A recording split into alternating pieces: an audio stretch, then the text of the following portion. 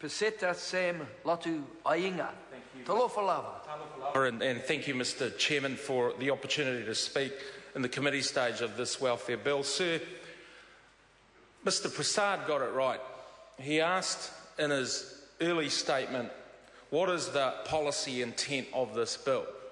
And it's quite clear, sir, it's quite clear what this government is trying to do with this welfare bill, to change the mindset of our country towards encouraging independence, towards encouraging people into work, and towards encouraging people to have self-reliance in order for them to look after their families. Sir, this bill is transformative to our country. It will encourage those that can work to work, and it will encourage people off benefits and into work.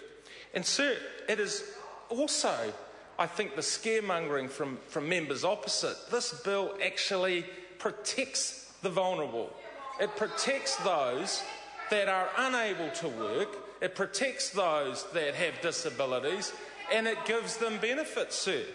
But all we're saying in this side of the House is that those that can work should work. And it is an investment approach, because there will be more funding up front in terms of case management. There will be more funding up front in terms of work testing to get people prepared and into jobs. Now, members opposite have asked, where are the jobs? Oh, Ms Bowman will ask, where are the jobs? Having been unemployed from this institution for the last 15 and a half months, I'll tell her where the jobs are. If that member knows how to look into website, Seek this afternoon, at 3 p.m. this afternoon, 12,500 jobs, full-time jobs were on Seek. 1,000 part-time jobs were on Seek.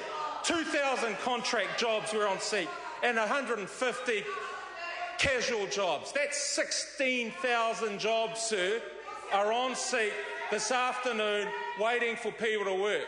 So they continue to ask where the jobs are. And we know, as the Prime Minister this afternoon stated quite clearly, that the manufacturing sector is growing, that most sectors across this economy grew in the December quarter 2012 1.5% economic growth, percentage growth in our GDP. Sir, this economy is growing. We know that jobs are being created. Some have been lost, but some have been created, sir.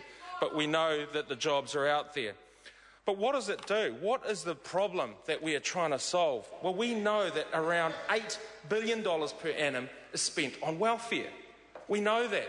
The opposition know that, but they don't want to hear how we can progress people out of work and into jobs, because it's a lifetime cost of paying benefits to our population. It's estimated at $78 billion. $78 billion. That's more than the government spends every year, Mr. Prasad. You know that. I know that. Order. So that's a lifetime cost, sir, and that's why it's not just the fiscal implications that this bill brings about, it's also the social implications. And he didn't know anyone he didn't know where welfare dependency was. Well, I can tell you, Mr. Prasad, I have welfare dependency in my family, in my electorate. I've seen it from mother to daughter to granddaughter. And it happens. And that's sad. It's a sad indictment, but we all know in this House that for some members of our society need help when required.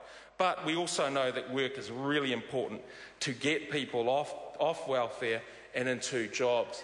Because when you have welfare dependency, sir, you set boundaries around having very low or no expectations. You have very low or no aspirations. Sir, the worst thing that we can give them is having very low or no hope in life. And that's why it's important that our kids are incentivised and promoted into getting jobs. So we know, sir, that the changes are around. We know, sir, that the changes are around introducing benefit categories. We know that work test obligations are critical. We had Mr. Seal saying that they must find work. Well, no, they are being tested into work tested. And if they are able to work and a job presents itself, then they should work, because the monies that they get from working is actually quite beneficial to their families. It's good for their confidence, it's good for their mana, and thank you, sir, this bill is positive for our country. Claire Curran. Thank you, Mr. Chair. Thank you, Mr. Chair. This is